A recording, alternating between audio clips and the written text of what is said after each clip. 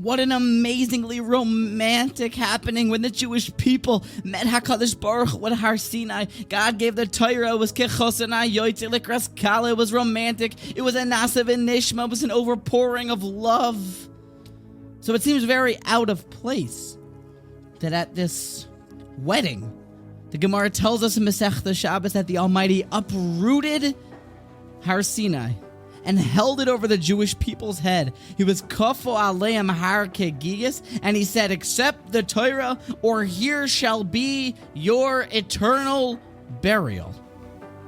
Doesn't seem very on brand or romantic at all. Hardly the wedding of anyone who wants a happy and romantic wedding. Now, when a person thinks about how a marriage is built, everyone knows you must have the levels of love, infatuation, a certain excitement, a chuppah, a wedding, a dancing. It's an overpouring of simcha. All of it is super important, for without it, you're not really starting on the right foot. But let me argue for a second that even more important than that is that Aramaic that they call up one of the rabbis to read in the Ksuba. And it's all about what you have to do, the less romantic parts. The levels of Chassan must give this, and this to his wife, and the Kala must do this, and this for her husband.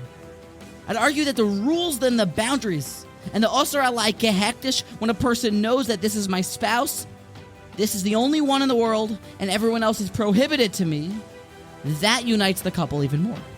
For love and infatuation is very short-lived, and it's kind of me'ace la'ace from time to time.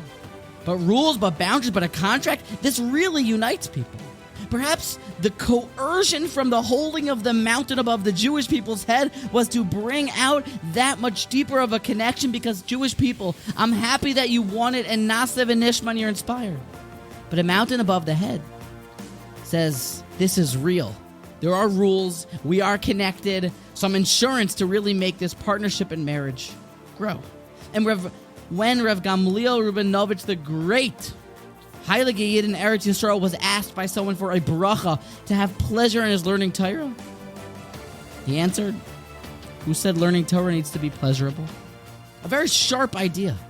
But sometimes we tend to do the parts of Torah, to study the parts that are super elevating, and I feel so special when I learn it, and it's thought-provoking, and all true and all good. But who said that you have to do it only because it's pleasurable? A lot of people, including myself, can sometimes fall into this trap. It's important that we remember that there are two parts of this marriage. There's the love and infatuation. There's a relationship to Torah that elevates, and Kama Ika Yosef Beshuka, that makes a person so uplifted, exalted.